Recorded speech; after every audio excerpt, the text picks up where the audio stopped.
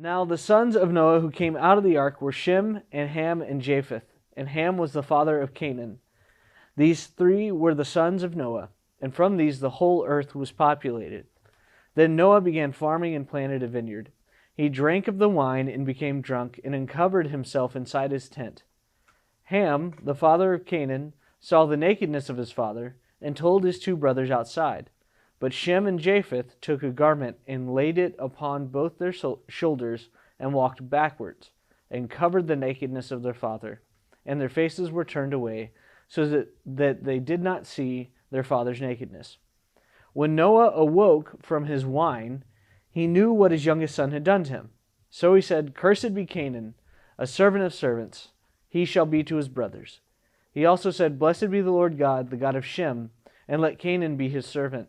May God enlarge Japheth, and let him dwell in the tents of Shem, and let Canaan be his servant." Noah lived 350 years after the flood. So all the days of Noah were 950 years, and he died.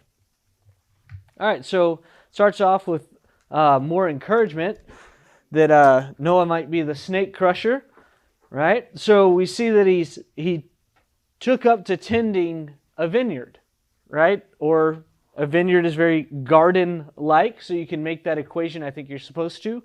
So we have Noah, who has done everything perfectly so far, perfect in obedience, right? All of that. He's now planted a garden on this new earth, right? This is really encouraging, but it's really not, because we see what happens, right? So, we ramp up. This is that critical point. This is the climax of the Noah story. And then we turn the corner where he just gets drunk and ruins everything. Literally ruins everything. Right? So before we get too critical of Noah, let's humanize him for a moment, right? We got to remember what he's been through. So everyone he knew is dead now, outside of his immediate family, like his dad, mom, brothers, sisters, all of them, right? Neighbors, they're all gone. And he spent a year and 10 days stuck on a boat with a bunch of animals, right? And then as far as he knew, the earth was cursed and wasn't going to produce again. Because repeatedly in chapter 6, the Lord had said to Noah that the ground was cursed, the earth was cursed because of the violence of men. It says that the earth was corrupted. So was anything going to grow again? He didn't know that. So imagine his joy as he patiently waited for the seed to take root and grow. Imagine how happy he must have been to see grapes appear. So from planting to wine, it must have been excruciating to wait and see if the world still worked like it used to. Sure, the dove came back with the branch of a tree, but does that mean that I can grow fruit? Does that mean that a garden will function?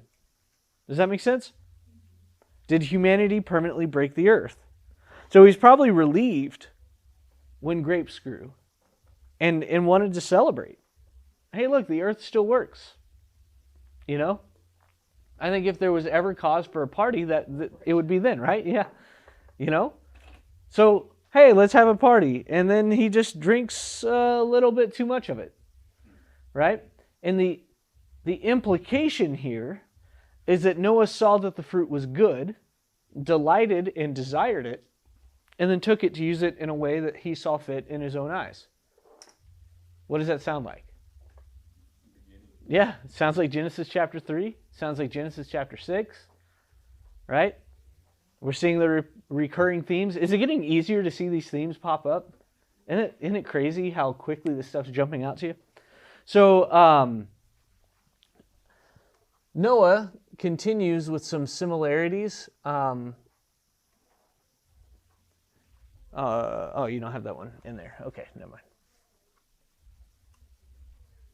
mind. Noah continues with some similarities between Adam. If you look on your notes, and my notes, it's page 63, you'll see similarities between Adam's fall and Noah's fall. So, They were both corrupted by a fruit. Nakedness was involved for both of them, like the shame of nakedness specifically. Their affected sense. So Noah was drunk, and then Adam, right, was all of a sudden it says his eyes were opened. Does that make sense? So their kind of sensory capabilities were altered. There's a tempter in some form, right? So in the Garden of Eden, there's the serpent. In Noah's story, there's his son Ham. And then the offspring of that tempter are cursed. Right? He curses Canaan, Ham's son. And then a covering is made by others. Do you see that? There's like an honorable, holy other that covers the nakedness and shame of Noah or Adam. Does that make sense? So, unfortunately, Noah is the son of Adam. Right? All the hopes that we had where he's like ticking all the boxes of Adam, he just goes a little too far and ticks all the boxes of Adam. You know what I mean? And so we have this tragic fall of humanity.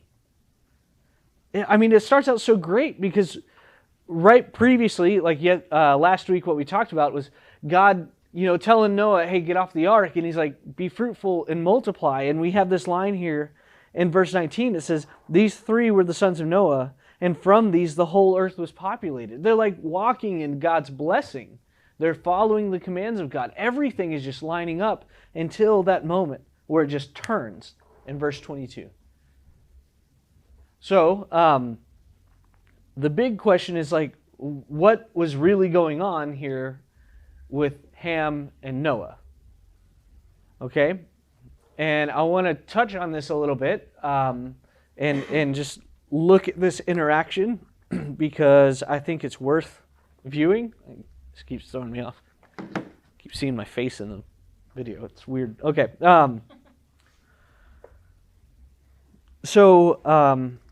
Verse 22 it says, Ham, the father of Canaan, saw the nakedness of his father and told his two brothers outside. Okay? So that's the verse we're zeroing in on because this was the moment of the fall.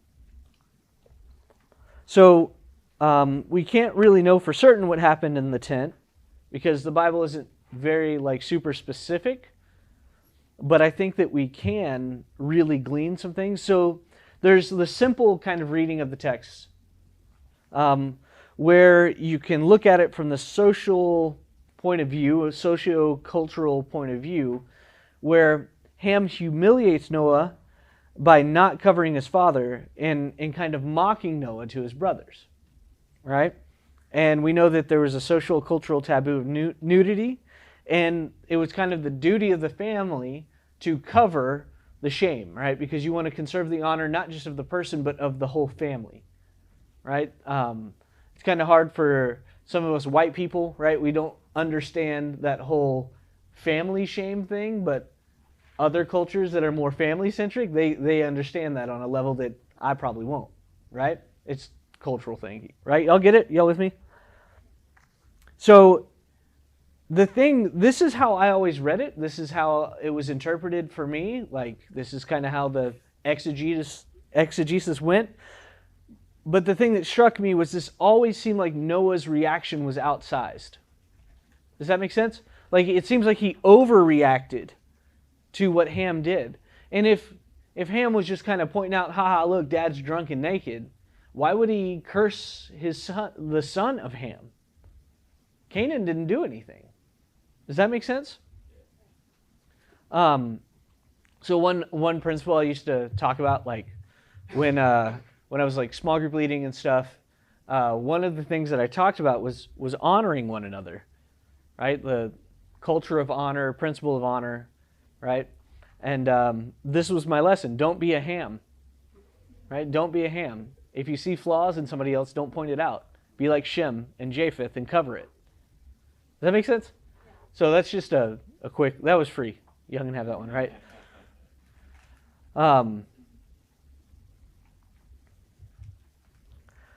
But there's this, in verse 22, there's the phrase, saw the nakedness of his father. And that's a very key phrase that would pop to an ancient Hebrew that had memorized the law, that knew the law. Because we have textual evidence, even within the Bible, that the law code was written down first before the Genesis narrative. Right? You can see in the book of Joshua, right? That's just like a couple books down the road, that he has the law with him. It specifically states it, that he has a copy of the law.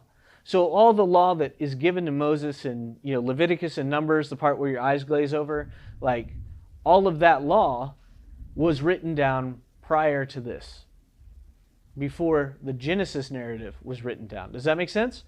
So these stories were told orally, like around the campfire, because this was their entertainment, this was their Avengers, this was their church, this was all of it rolled into one. So this is what they talked about, right? And then they wrote it down later. So the author of Genesis was divinely inspired and incredibly brilliant, as we've already seen, but he uses this phrase, saw the nakedness of his father, to help inform the reader of what was happening, right? It doesn't help us, but it helped them, right? We do a little bit of legwork, right? We stop walking around France looking for Big Macs, and we'd be a good tourist, and we can figure out what's going on. Y'all tracking? Okay. So if you look where the other places that this phrase appears, saw the nakedness of his father, you'll find it generally in just a handful of places, specifically Leviticus 18. Leviticus 18, 7 through 8. And it says, "You shall not uncover the nakedness of your father, that is, the nakedness of your mother. She is your mother. You are not to uncover her nakedness. You shall not uncover the nakedness of your father's wife. It is your father's nakedness." Right? Do y'all remember the chiastic structure? Remember the archway way of thinking, right? Where the middle piece is the key. What structure do you see in this verse, in these two verses? Do you see that repetitive structure, right? And the middle piece here is that the nakedness of your father is your mother's nakedness. Okay? You'll see that. We'll go to the next appearance. Leviticus 20, verse 11 says, "If there is a man who lies with his father's wife, he has uncovered his father's nakedness. Both of them shall surely be put to death. Their blood guiltiness is upon them." So the phrase that Ham saw the nakedness of his father seems to imply more, when we take it within the context of the Bible, seems to imply way more than just look at dad. It seems to imply something incredibly sinister and incredibly wrong. So in this culture, it can be assumed that Noah's wife was in the tent or home, because culturally speaking, that was the role that she served. So that's where her work would be, and if the husband was there, she would be there attending him. So she would have been with Noah, most likely participating in the things that he was participating in, i.e. getting drunk. So, seeing the nakedness of his father could very easily have been rape or molestation of the wife of Noah, which then would make sense why Noah would curse the son of Ham. This isn't a fun part. I told you it was going to be terrible, right? But that adds a depth and a gravity to this moment that then brings everything into context for me. No longer is Noah's reaction seemingly outsized and over-exaggerated. But this is actually, I'd be pissed too. You see that? But the Bible's clear that Noah isn't free from blame in this moment because he's the one that got drunk. Does that make sense? So that just emphasizes the brokenness of man. Here we are trying to reset the creation. right? We've had the chaos waters come back, wipe the world clean. Noah gets off the boat. The man's been perfectly obedient. He's got all the animals with him, and they're living in peace and harmony. Like the ark is this miniature Eden kind of floating on the chaos waters. We see God's Spirit blowing on the water again. Like all of it's just a straight reset from Genesis 1 and 2. Just straight reset. And then this happens. We barely make it off the boat. We barely make it off the boat. At least Adam and Eve had some time in the garden before they screwed everything up. But these guys, like, right? And so we see that God's prophecy that he speaks at the end of chapter 8 is right on the mark. Remember that? When he said, like, never again am I going to flood the earth because you guys are going to keep screwing up. Over and over. So here we are, broken again. Broken again. Right?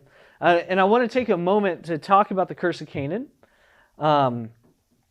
So Noah's words are servant of servants, right? And in Semitic languages, when you double up an adjective like that, it's a superlative. It's like the most of that thing. So you'll hear Lord of Lords and King of Kings, right?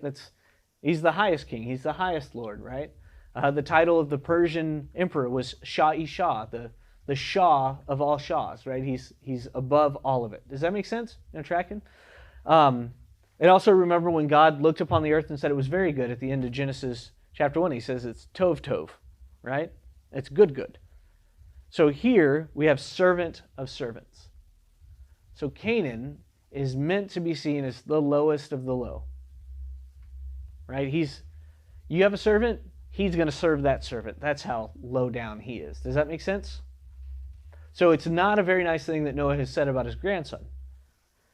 Now, a moment of bad tourism, right?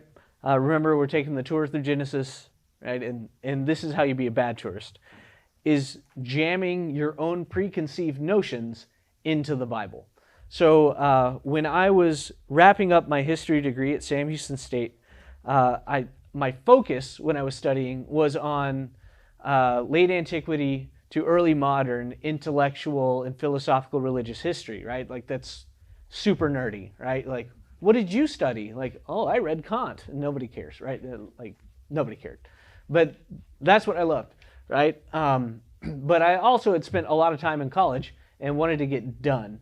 And so I'm like, I'm going to be done this semester, and the only 400 level class, like which is your bachelor's thesis class that was offered, was over the Civil War.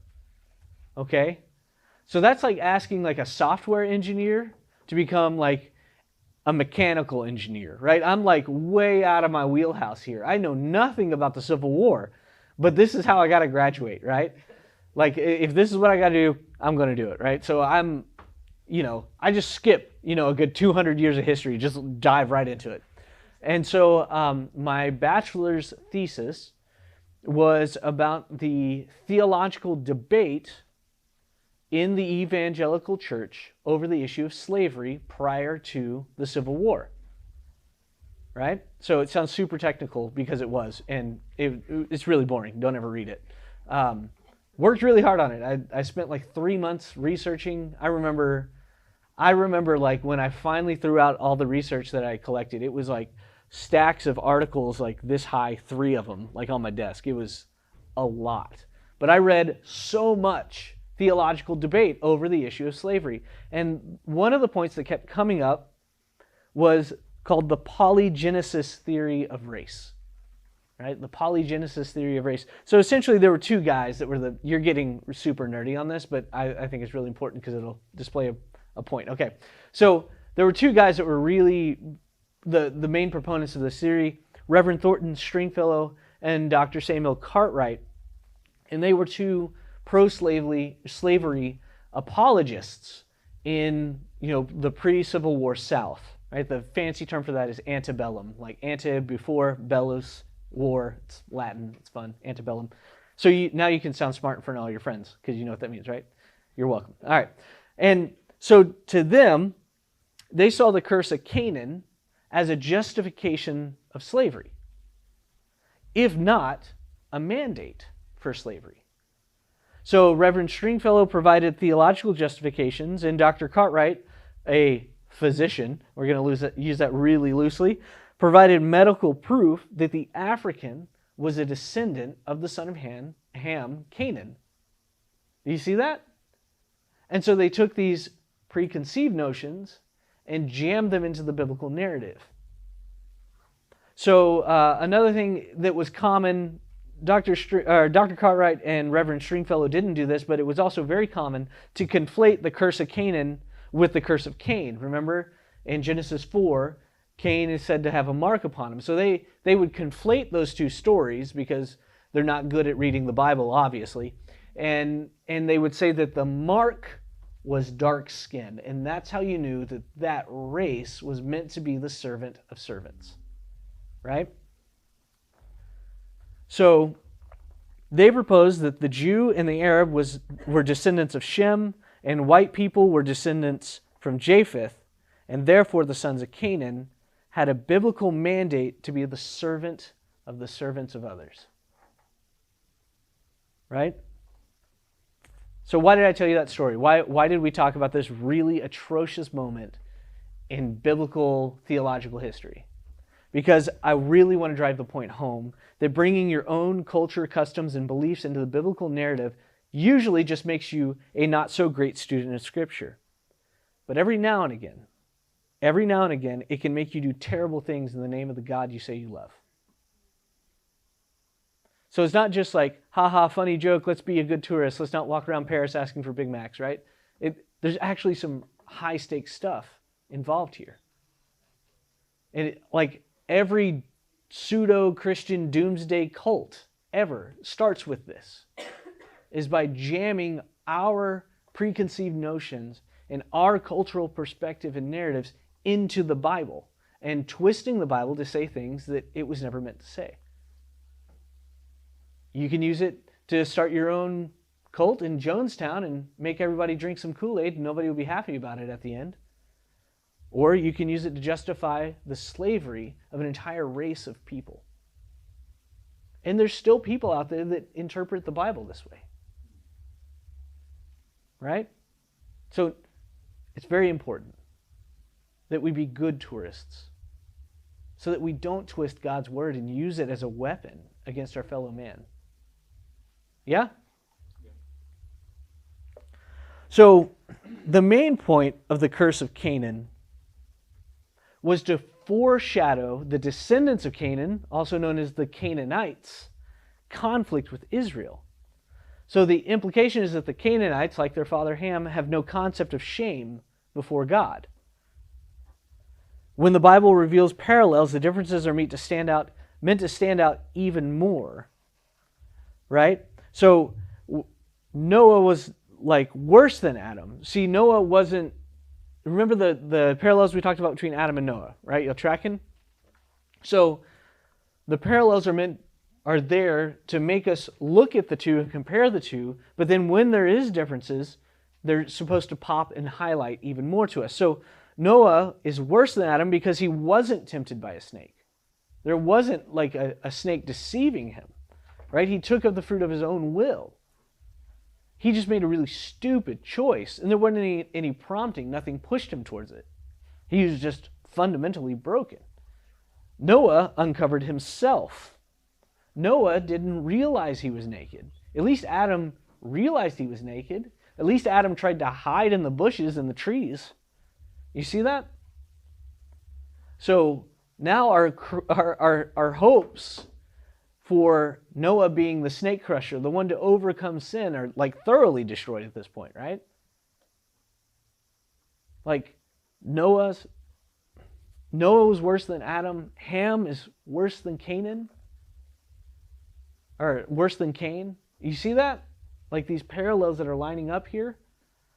And we're getting a picture that this story that we're reading through Genesis is just it's one just downward spiral where things are getting more and more intense as time goes on. Yeah? Are y'all tracking? Okay. Do you have any questions so far? No? Okay, I didn't think anybody would really want to talk about this part of the Bible, so. All right, so step back, kind of big picture. Just like Adam, Noah's sins made the more horrible sins of his son possible, right? Adam's sin broke relationship with God. Cain's sin ended the life of his brother. You see that? So Adam commits one sin, and then the next generation take it to a different level.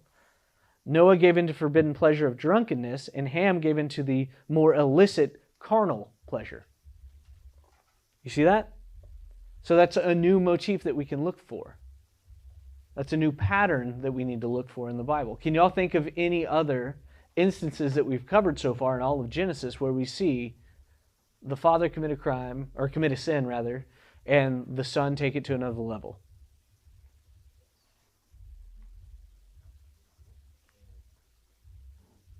Say it. Let's hear it.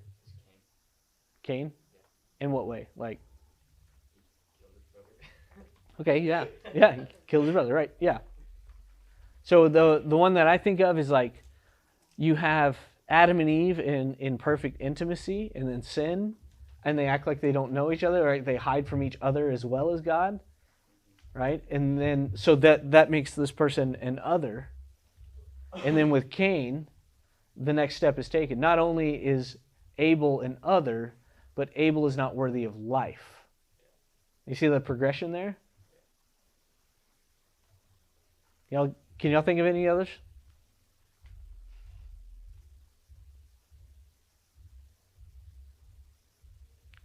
All right.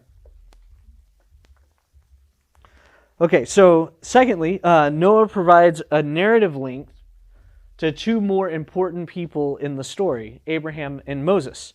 So Noah's actions provide a framework for us to begin to understand the actions and character of both Abraham and Moses, right? And this is really a big deal to me. I got a lot of this from John Sailhamer's book, because this part blew my mind. So right here on the screen, we have the parallels of Noah and Abraham, right? And you can see how even the very phrases in the Bible are like copy pasted. You see that? And I won't go through the list, but you can see how, like,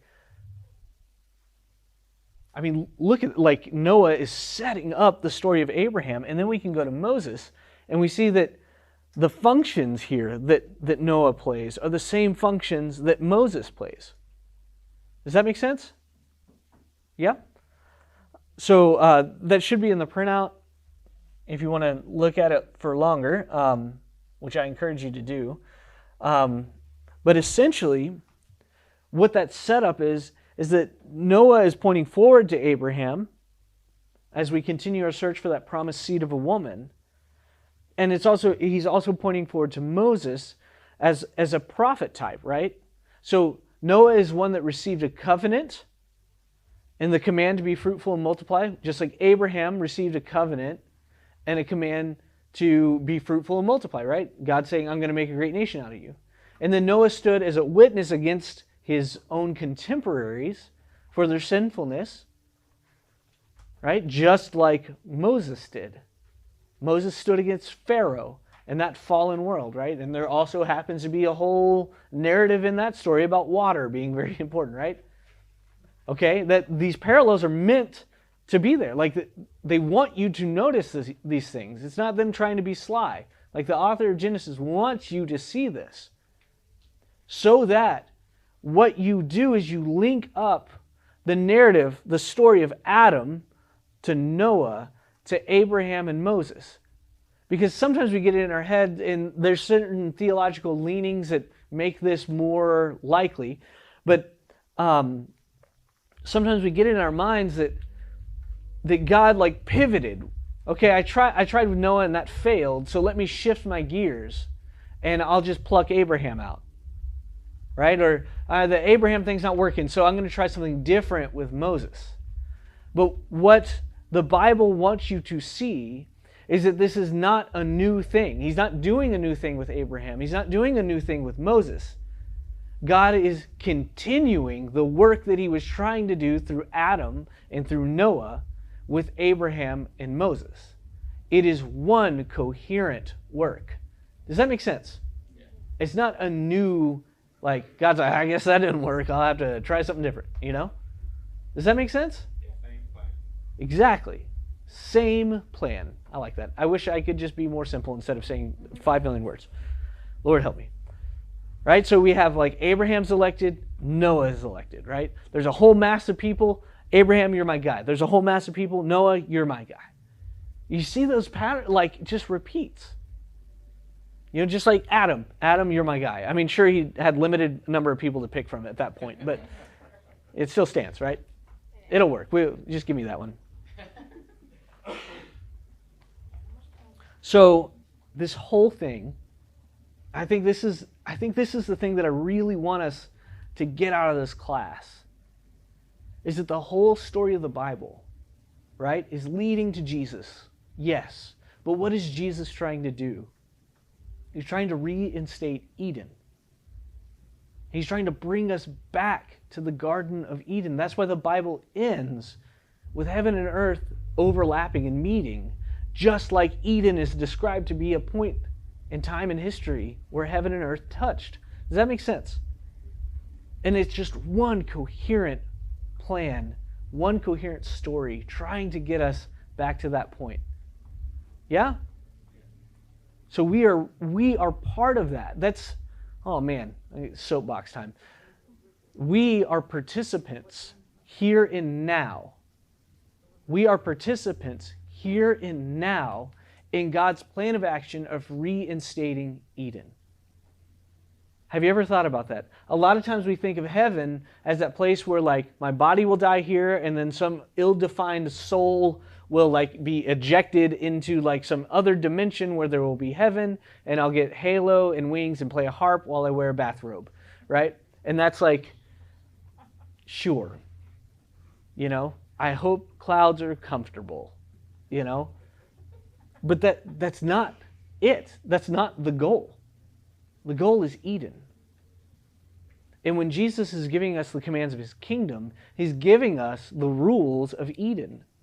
He's giving us how to live in Eden. And so we can, by the way that we live and conduct ourselves, we can recreate a little bit of Eden where we are. I mean, think about it. When you met Jesus, right? Like, some of you grew up in church, some of you didn't. And so it might be a little bit different. But bottom line, whether you grew up like and you were like baptized in the cradle or not, there was a moment where you met somebody and you were like, they're different. No, they're real. You see what I'm saying? They're real. And that's because they were living under the law of Eden. They were participating in the building of God's kingdom here and now on earth. Does that make sense? Yeah. And that's what this whole book is about. That's it. And I use the word real, like, very specifically, because the way that we are seeing humanity go so far in this story is unreal. It is unlife. It's anti-life.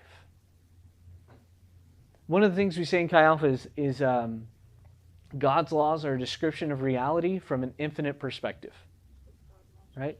God's laws are a description of reality from an infinite perspective. And what that means is, like, when God says, you know, through the prophet, he says, the soul that sin, he shall die. Right? The soul that sinneth, he shall die, is the KJV, right? That's the same thing as saying, verily I say unto thee, if thou cast thyself off of an exceedingly great height without a hang glider, parachute, or batsuit, thou shalt accelerate towards the ground at 9.8 meters per second squared, and when thou strikest thy head against the pavement, thou shalt be paced. Amen. Right? He's describing reality. He's not telling you, I'm going to punish you for sinning. It's the same thing that he said to Adam and Eve in the garden. If you do this, you're going to be cut off from the tree of life, and you will surely die. You see that? And when you walk away from what God has described to be true and real, you become unreal. Right? You become crazy, you become boring, you become uncreative, like all of these things. Have you ever thought about it? There's lots of ways that you can trip, but only one direction you fall. Right? You ever see those guys that are rebelling against God? And he's like, I'm going to be me. And then he ends up looking like everybody else that's rebelling against God. You know what I'm talking about? And what do you call somebody that doesn't live in reality? You call them crazy. You know, so people like are living in sin and they're like, God, why is this happening? He's like, I don't know. I don't understand sin. Stop. You're being nuts. Right? And so when you are walking with Jesus, when you are living the life that he describes, not only are you participating in the building of his kingdom here and now, not only are you recreating Eden in your life and in the lives of others, but also you're more real than you've ever been in your life. You're actually more of who you were meant to be. Isn't that beautiful? Does that freak anybody else out? Okay, sorry. That was a huge tangent, but I don't know. We'll just say that Jesus wanted me to say it. So I think we're actually going to get through chapter 10 here, because chapter 10 is, it's a doozy. How many of y'all have read chapter 10 lately? The Table of Nations? No? Nobody? It's not been your thing, huh? So it's only 32 verses, and it's literally just a family tree. And I'm not going to read all of those verses, so you're welcome. There's a summary, right? What's this? Okay, we'll get to that. Okay, so just kind of, we'll take a big view of chapter 10 first, and then we'll zero in on this Nimrod character. So this is an account showing how the sons of Noah actually filled the earth. So they're walking in God's blessing. They're being fruitful and multiplying, right? And so what this is doing is it's enumerating the nations and the peoples that came from those three sons. And so we should be excited. We should be like, yay, they're doing what God said. They're being fruitful and multiplying. They're filling the earth. But we know it's not going to be great because we know what they're filling the earth with, right? Horrible, vile terribleness, right? So the total number of nations that are listed in this table is 70, right? There's 70 nations listed. But we know that we've already learned that with numbers in the book of Genesis, they're more symbolic than informative, right? They're communicating a meaning more than they're communicating information. Okay, so 70 is an intentional number, and it's symbolic as it's a multiple of 7 and 10, right? So 7 symbolizes perfection, 10 symbolizes completion. So this is a totally complete table of nations. Does that make sense? You can even find, like, I wish I had been smarter and had highlighted it, because I was reading through it the other day and I saw it. But there's like a moment where it's talking about the descendants of Japheth, and it names like one or two of them, and it says, and all the other nations that live on the islands. So like even the Bible itself is saying, hey, look, there's actually more people out there than these 70, but it's supposed to be representative. Does that make sense? Yeah? But what it's trying to communicate is that all nations, right, have roots in the family of Noah. And this is really important to remember as the Bible goes forward. Basically, what they're doing is they're setting the stage. They're setting up, like, these are all the people you're going to encounter in the story of God going forward. That's what this chapter is all about. It's just the setup for what comes later in the book. So the author wants us to remember that God's heart is for the whole world, because the whole world is descended from Noah, who God loved and he blessed. Does that make sense?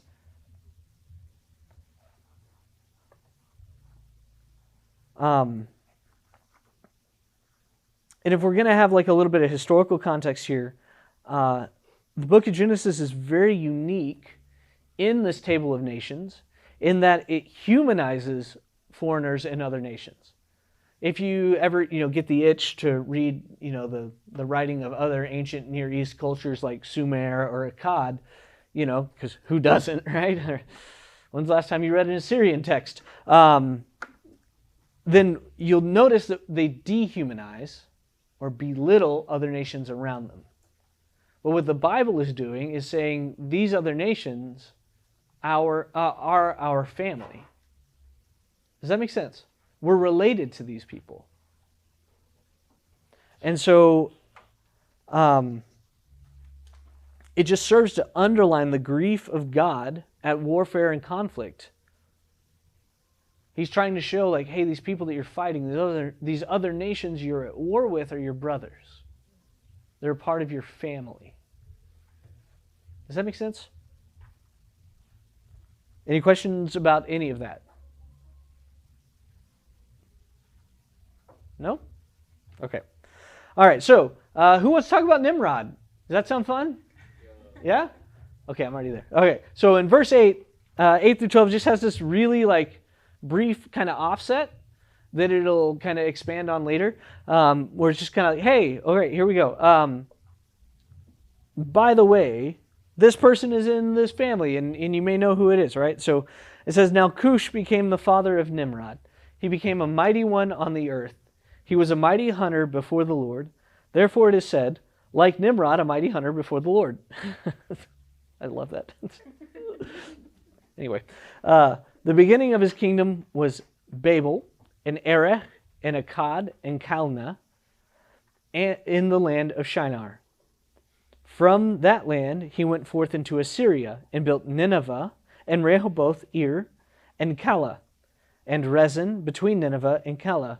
That is the great city.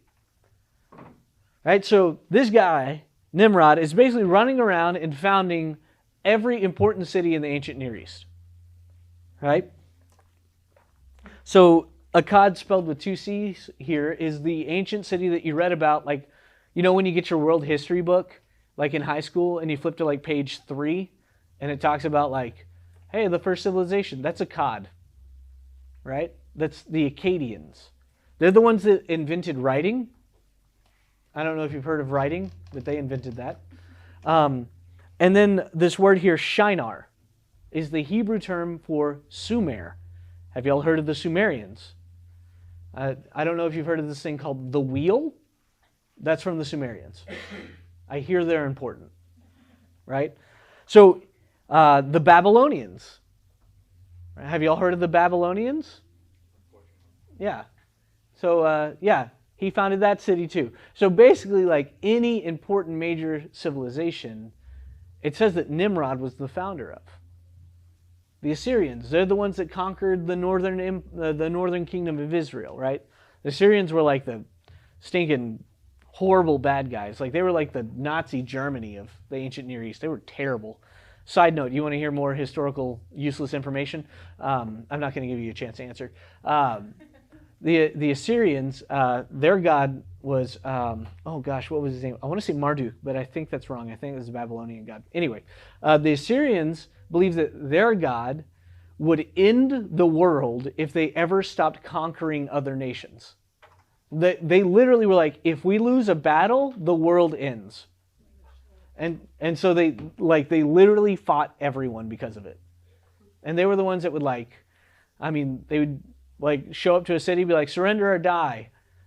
And they're can we think about it? And they're sure, think about it. And then they'd build a giant pyramid out of human skulls outside the city. They were crazy. There's all kinds of apocryphal tales that might be true that are pretty harrowing that we're not 100% sure about, but we are sure that they were awful. They were awful, right? So that's Nimrod's thing. That's the cultures that he founded. They weren't exactly known for being super peaceful or anything like that. They were known for being prideful, arrogant, and violent, which is pretty par for the course at this point in the Bible, and we're only like 10 chapters in, right? Isn't that exciting? That's so uplifting. Anyway, sorry. Okay, so let's talk about Nimrod, right? So there's lots of speculation on who he was or who he could be. I mean, I read so much. Like, some people think that he was Sargon the Great, others. There's just all kinds of ideas and about who he could be in actual, like, archaeological history. But that's not what's important, right? The Bible doesn't really care about our questions, right? Why is the pot of water boiling on the stove? To make a cup of tea. Y'all remember that one? So what we do know is in the narrative, he serves the purpose as the founder of what will become the conquerors and enemies of the people of God. And his name is derived from the same consonantal root as the word rebel. Do y'all remember when we talked about how Hebrew works, right? You'd have like the consonants, 3 consonants, 4 consonants, whatever, and then you have vowel markers. And you just change the vowel markers to get a different word. But all of those words that come from that root have similar meaning. Remember all that? Nimrod's name is built out of the same root as the word rebel. That's not looking good for this guy so far, right? If his name means rebel, right? And then the word before, where it says he was a mighty hunter before the Lord, also is translated as face. So this is what's used in Genesis 1:2 when it talks about God's Spirit hovering over the surface of the water, right? I think some of the King Jimmy versions will have God's Spirit hovering over the face of the waters, right? So the Bible is saying that this dude named Rebel is a mighty man right up in the Lord's face, right? So not a great guy. Like, he's not somebody to emulate. So he has this oppositional, rebellious stance towards the Lord. Furthermore, he's described as a Giborim, which was the same word used to describe the Nephilim back in chapter 6. So does that mean like he's a giant? We've already been over this. You can go back on YouTube and watch that. But what it means is that he's some form of this rebellious, powerful, mighty man on the earth, right? Obviously, he's founding all these cities. And he's used to introduce these cities, and using the context clues the Bible has given us, we can totally start to expect certain actions from Babylon, Assyria, Nineveh, Akkad, all of these places, and all of these nations, right? Yeah? So that clear as mud now, right? Absolutely. Okay. We're going to take another moment of bad tourism because this is one of my favorite things in the whole wide world, okay? So in 1940, a cartoon aired called A Wild Hare, in which a wisecracking rabbit named Bugs Bunny, I don't know if y'all have heard of him or not, right? Called his nemesis, the hunter Elmer Fudd, a poor little Nimrod, right? It's like this classic, like, I grew up watching those Looney Tunes. Like, I love them. They're hilarious, right? So I actually can remember watching this, where he calls him like, "How's it going there, Nimrod?" And so Bugs Bunny was mocking Elmer Fudd for being like a poor hunter, right? And he was being sarcastic, okay? He was being sarcastic because prior to that, the name Nimrod was a compliment. There was like an order of knighthood in England called the Order of Nimrod, right? There are actually some older, like on the in the Northeast, there were some high schools that had their mascot. They were the Nimrods. Like, this was like, could you imagine the Queen of England just being like, "I welcome you into the Order of Nimrod." You're like, "Okay, I'll put my dunce cap out." Like, is that what happens after that? Because Bugs Bunny, the cartoon, like, he was mocking Elmer Fudd, and kids didn't get the reference, right? It was sarcastic, super sarcastic, and kids just miss it. And so it completely changed the meaning of the name Nimrod. Like, there's like a definite period before that cartoon and after that cartoon. Before, it's like, "Hey, way to go, Nimrod, way to shoot that deer." And he's like, "Thank you." I'll give you a high five, like we're buddies. But now you're like, what's up, Nimrod? Like it means you're an idiot. Isn't that crazy? Like another moment of bad tourism, just bad biblical context. If those children in 1940 had just been raised in the Bible, they would have gotten it. But I guess they just weren't. So in your notes, if you choose to look at it, in my notes it's page 68. There's this just amazing table of everything's like mapped out who it's descended from. Don't worry, I didn't do this. I stole it from someone else, just like any good scholar, right? So this actually, if you really just want to get into it, you could look and see who's related to who, and even like it goes into these cities and stuff, which represent nations and peoples. So some of the people on here are people. Some of them are nations, some of them are cities, but they're all descended from Noah. And you even run into the issues of like, sometimes nations are called by the father of the nation's name, Canaan being the most prominent example. Does that make sense? So you can literally see that everyone in that biblical world right now, and in the biblical world in the Old Testament moving forward, is related to each other. Right? They're all family. So the chapter 10 ends with the line of Shem down to Aber, who had two sons, Peleg and Joktan, right? The rest of the chapter really follows the line of Joktan, and it says that they settled which direction? To the east. What does that mean? Not good, right?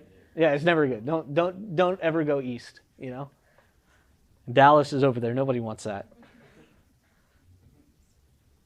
So Joktan's line goes to the east, and the narrative will follow them for a moment, right? But just think, this is prepping you, right? The Bible's not being subtle here. We just spent a couple minutes thinking about this. There are now two sons, right? There's two sons. One goes east. That's not good. So which line do you think we're going to follow? The other line, the one that didn't go east, right? There's another motif. Two sons, one goes east. Here we are. We know which way we're going to go. So we're going to end up following Peleg's line. But the narrative will take a moment just to talk about the line of Joktan. Also, kind of fun fact, in these family trees and in these lines are the Hebrew name for some nations you may be familiar with. My favorite is Havilah, right? The name Havilah, you'll see in there. That's the ancient Hebrew name for Arabia. So like Saudi Arabia in this time was called Havilah. And then the guy Aber, that's actually the Hebrew word for Hebrew. So that's where the Hebrew family gets their name, is from Aber. So if you want, when you're reading the Bible and you come across that name, which will be like, I don't know, maybe 6 or 7 more times, you can say Hebrew and be correct. So you're welcome. You can confuse all of your friends. Right? So if you've read the Bible before, some of the names on this table should be familiar. But these, like I said, it's just a selection meant to represent the entirety of the world. And it's just setting up the world going forward. So when we see the Israelites fighting the Edomites, the Israelites fighting the Moabites, right? The Israelites fighting the Havilites, the Kenites, all of these different people groups, we know that God is looking at them as friends, as family. You're not supposed to be fighting one another. Yeah? All right, so do y'all have any questions so far? No? What time is it? 7:32. Okay.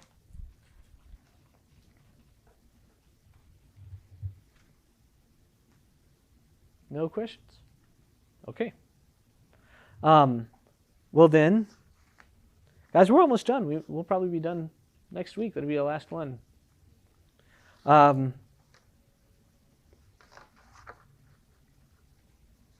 let's go ahead and let's jump into chapter 11. I don't think we'll have any slides, so. I have them. They're just not on the computer. Okay, sorry.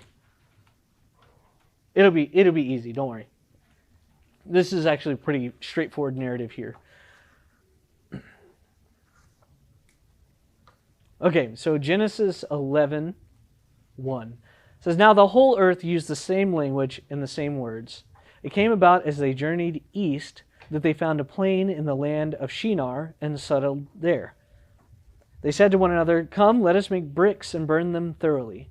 And they used brick for stone, and they used tar for mortar. They said, 'Come, let us build for ourselves a city and a tower whose top will reach into heaven. And let us make for ourselves a name. Otherwise, we will be scattered abroad over the face of the whole earth.' The Lord came down to see the city and the tower which the sons of men had built. The Lord said, 'Behold, they are one people, and they all have the same language. And this is what they began to do, and now nothing which they purpose to do will be impossible for them. Come, let us go down, and there confuse their language, so that they will not understand one another's speech.' So the Lord scattered them abroad from there over the face of the whole earth, and they stopped building the city. Therefore, its name was called Babel, because there the Lord confused the language of the whole earth. And from there the Lord scattered them abroad over the face of the whole earth." So, super confusing part, right? It seems like counterproductive. Why would God do this? Lucky for you, I've read a book about it. Just kidding. So the first thing is we know that they headed east. They went east, right? So Adam and Eve went east after the garden. Cain went east after he killed his brother. The Israelites, when they were expelled from the promised land, they went east. So east implies distance from God. So this direction that they travel, right, into the plain of Shinar, which is to the east, is implying that they're walking away from God in some way, shape, or form. Okay? So the plain of Shinar is ancient Sumeria. I already told you that. And that's located between the two rivers, the Tigris and the Euphrates. Right? That's actually where the word Mesopotamia comes from. Meso meaning between, and Ptoioi meaning rivers. Right? Mesopotamia. There you are. A little bit of Greek. And so what this section, like what this chapter 11 is, it's like jumping into the middle of chapter 10. Does that make sense? So chapter 10 goes and sets up like, hey, what's coming up with Abraham in chapter 12. But they're like, hey, just for a moment, let's talk about Babel. Right? And so the word here for Babel is literally the same word as Babylon. It actually irritates me a little bit that they didn't translate it as Babylon. Right? This is the same kingdom that the Bible references over and over and over as antithetical to the kingdom of God. Right? What stand-in does John use in the book of Revelation for the evil kingdoms and evil empires of the earth? Babylon. It's the same word. Does that make sense? And it's built out of the consonantal root of Hebrew for babbling. It's a really good pun. I don't know if anybody cares about that, but the Bible made one, and we should all appreciate it. Right? So we know that this is like that moment where we paused on Nimrod. This is a moment where we've paused on Nimrod, and now we're going to expand on what he was trying to accomplish. You see that? So we can upload everything that we learned about Nimrod, right? The arrogance, the pride, and all of that into our brains as we're reading this story. Is everybody tracking? Okay? So what was the tower? Right? That's always the big question. Okay? So one of my pet peeves as a student of history is when people like just assume that people in ancient times were stupid, right? Like just because they didn't have as broad of a base of knowledge as we have, like somehow they were dumb, Does that make sense? Hey, did y'all know the Romans in the city of Rome had running hot and cold water? Like they had indoor plumbing that ran hot and cold. Did y'all know that they had that? Did you know that the ancient Mayans had like indoor plumbing as well? Like the top of those temples had indoor plumbing.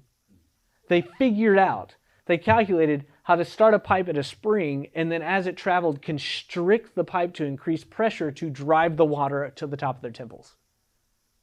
That's insane to me, right? The Mayans actually had the year calculated almost like they had it calculated like 365.19 days, right? We know it's 365.247, right? That's how, they didn't have numbers, guys. Like the, you know what I mean? Like they use like, have you seen Mayan script? It's like a snake eating its own tail was like 14. You know, like how do you math like that? You see, like the ancient pyramids, right? They're lined up in a line with the 3 stars in the belt of Orion's constellation. Okay, the largest difference of any one side of the Great Pyramids of Giza is no larger than 6 feet. Like 6 feet of variation on something that huge, and the Egyptians didn't have number. Like they spelled their name with like a bird in like a snake in wheat. You know, like that's. But these people were brilliant. These people were incredibly smart. So they didn't actually think that they would build a tower that was high enough to where they'd like knock on the heavens and then open it up and go into heaven. They didn't think that. Right? The actual phrase where they're describing the tower, the actual phrase in Hebrew is literally, its head will be in the heavens. Which is how the Bible later describes the mountain of the Lord. Its head is in the heavens. So what are they trying to recreate? Eden. They're trying to create a place where heaven and earth overlap. They feel that need in their life. They know that they're missing out on something. But what are their reasons for doing it? What are their reasons for doing it?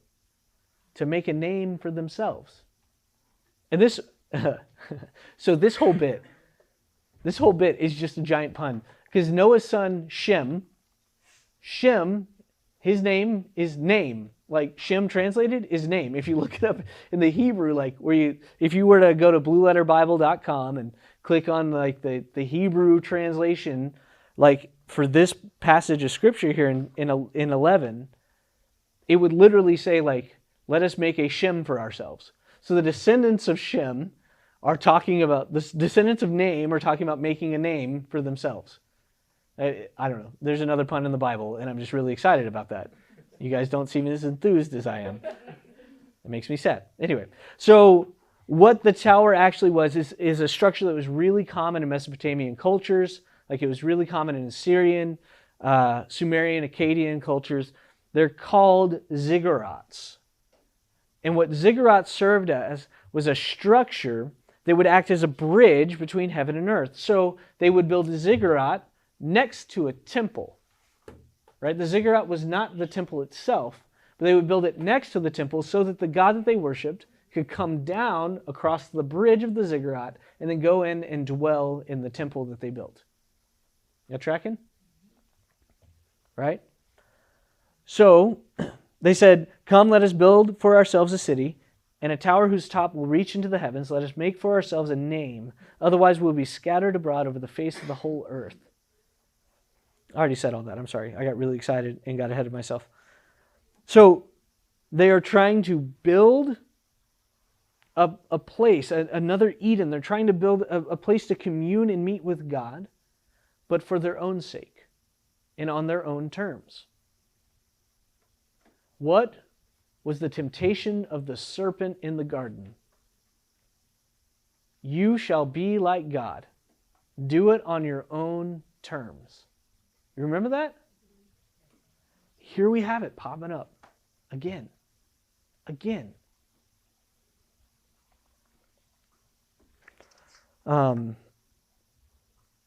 So a little bit of just context here is in the ancient Near East culture, they had like a transactional kind of view of of faith, right? They had a transactional relationship with God. So the ancient Near East gods were kind of capricious and just moody, like I think I mentioned it when we talked about the Epic of Gilgamesh, like the other version from that culture, from the area, like the other version of the flood narrative, and how like the gods were mad that people were making too much noise at night, and so that's why they flooded the earth in the Epic of Gilgamesh, right? So like that's kind of the attitude of the gods. And in their creation narratives, the gods created humanity to serve them, right? They needed food, they needed water, they didn't want to do the work themselves, so they created humanity to serve them. And so people in ancient Babylon and Sumer and Akkad would they would harvest fields and work, and then they'd bring these offerings to the gods to keep them happy so that the gods wouldn't punish them. Right? It's a transactional way of viewing their relationship with God. Does that make sense? Okay, so there's this preacher I love from the early 1800s. His name is Charles Finney. Right? He's one of probably the more famous preachers in American history, at least one of the more influential. And his most common sermon was a sermon called The Religion of Hope and Fear. The Religion of Hope and Fear. And so what the religion of hope and fear is a transactional religion. So at the time of Finney's life, everybody called themselves Christian, everybody went to church, but he knew that wasn't true. Like, just because you walk into McDonald's doesn't make you a Big Mac, right? And so he knew that. And so he would break down the religion of hope and fear, this transactional faith. And so essentially, if I can summarize his sermon, essentially what the religion of hope and fear is, I do good things out of hope of reward, and I do bad things out of fear of punishment. Or I avoid bad things out of fear of punishment. Does that make sense? So a person that's in this mindset will go to church every Sunday, and they'll teach Sunday school, and they'll be on the serve team, and they'll lead a life group because they want God to bless them. I want God's blessing, so I'm going to go serve God. See that? Or they're like the super like holy person. Like, I'm not going to drink alcohol because I don't want God to be angry. I'm going to abstain from premarital sex because I don't want God to punish me. Do you see that? None of those things are bad. None of those things that I named are bad. Those are all actually really good things that you should probably do, right? But who is at the center of that religion? Self. It's a transactional faith. I'm doing these things not because I love God, but because I love me. Does that make sense? And so essentially what you reduce God is, you reduce God to either some version of Santa Claus that's handing out gifts to all the good little boys and girls, or like that terrible, like, in my third grade teacher, and she had this really bony arm, and she'd like point her finger at you and yell if you did something wrong. Miss Patesky was terrifying, I'm sure she was a great person. If you're watching this, Miss Patesky, I love you. God, she scared me, right? She scared everybody. It was like a death sentence. I remember when they post the class, like who was in your classes and stuff on like the window of your elementary school. I don't know if they still do that or not. If they do, I don't go, and my wife does because I'm not a good dad, I guess. But, like they posted, I remember like you go up there because it's third grade, you're cool. You're like, you're not a little kid anymore. You go up there and you're like, oh, bro, you got Patesky. Sorry, man. Good knowing you. Like you start planning your funeral and stuff and pick out a casket. But, or I had another teacher my freshman year, Miss Gorman, right? They all have these horrible names, right? Miss Gorman would literally, like, if she thought you were sleeping, she'd jump up. She was like this tiny lady. I mean, she was maybe 5 feet tall, maybe 80 pounds, and she was like ancient. She had helped Shakespeare write his plays, like, you know what I mean? And she'd jump up on her desk and yell and throw pins at you if she thought you were asleep, right? Terrifying woman, right? And so, like, we'll either make God like a Santa Claus that's giving us gifts for doing the right things, or turn him into like the terrifying teachers that will throw erasers at you if she thinks that you're doing something wrong. Oh, yeah. Right? And so that's what the religion of hope and fear does. And the problem is that it's just close enough to real religion for you to think that you got it. Do y'all know the difference? Like, do y'all know how the smallpox vaccine was developed? Vaccines are kind of cool to talk about now, right? Not a hot button topic at all. But the smallpox vaccine, right? I can't remember the doctor's name, but like in the 1700s, he noticed that like these milkmaids never got smallpox, right? Smallpox would come through town and wipe out everybody except the milkmaids. Because the milkmaids would get cowpox from milking the cows. And that inoculated them against the real thing, smallpox, right? So apparently your immune system can't spell very well and just gets confused and takes one for the other. See, cowpox make you feel not great, but it won't kill you. And it'll keep you from getting smallpox. But smallpox is pretty much a death sentence, at least at that time. Now I think you can survive it, right? So the problem with this transactional concept of religion, the problem with the religion of hope and fear is that it's like cowpox. And if you have the religion of hope and fear, it's really hard for you to understand that you don't got the real thing. Because the real thing kills you. And you're not doing good things because you want God to reward you. And you're not avoiding bad things because you don't want God to punish you. But you're doing good things because you love Jesus. And He asked you to. And you avoid bad things because you trust Jesus. And He told you to. Does that make sense? So then who becomes the center of your religion? Jesus, right? And it's no longer you doing things that are right in your own eyes. You see that? The religion of hope and fear is you deciding what is right and wrong. You are choosing what is good and evil. The religion of hope and fear is just taking a bite of the fruit just like Adam and Eve did. And that's what we're finding here. Why are they doing what they're doing? For themselves. They decided it'll be good if we do this. Does that make sense? All right, so we'll go ahead and wrap up there. I think that's good enough setup, yeah, for what's coming up, and that'll help us understand this really confusing story, right, going forward. So next week's probably going to be the last week unless something goes horribly wrong. But yeah, so we'll see you next week, yeah?